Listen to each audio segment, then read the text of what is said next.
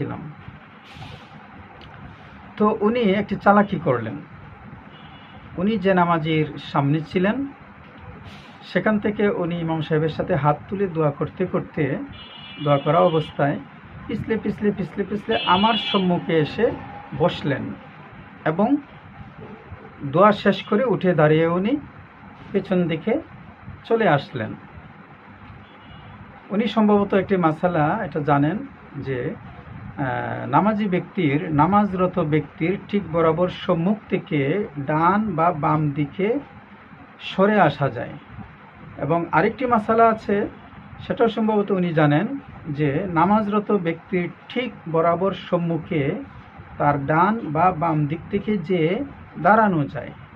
এই দুটো মাসালা উনি জানার কারণে উনি চালাকিটা করেছেন।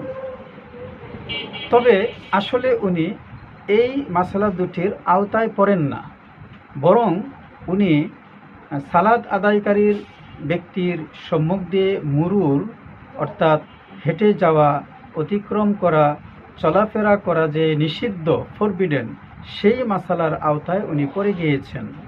ফলে উনি কবিরা গুনাহ করেছেন। এই কাজটা ওনার জন্য হারাম হয়েছে, কবিরা গুনাহ হয়েছে। আচ্ছা, তাহলে ওনার এই সিচুয়েশনে ওনার সেফ এক্সিট সিস্টেম কি ছিল?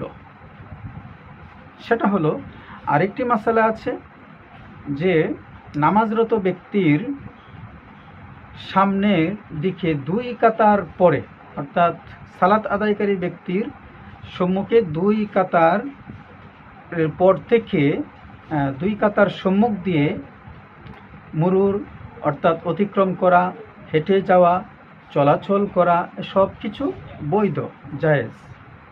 সুতরাং উনি যে কাজটা করতে পারতেন, উনি সেখানে দাঁড়িয়ে, উনি আগে যে মুসল্লির সামনে ছিলেন সেখানে দাঁড়িয়ে সোজা দুই কাতার সামনের দিকে উনি চলে যেতে পারতেন। যেহেতু তার সামনে 3-4টি কাতার ছিল, উনি সেজন্য উনি সরাসরি সামনের দিকে দুই কাতার সম্মুখে চলে যেতে পারতেন। অতঃপর উনি ডান দিকে হোক বাম দিকে হোক, যেদিকে উনি সুবিধা মনে করতেন সেদিকে উনি চলে যেয়ে এরপর সুযোগ মতো উনি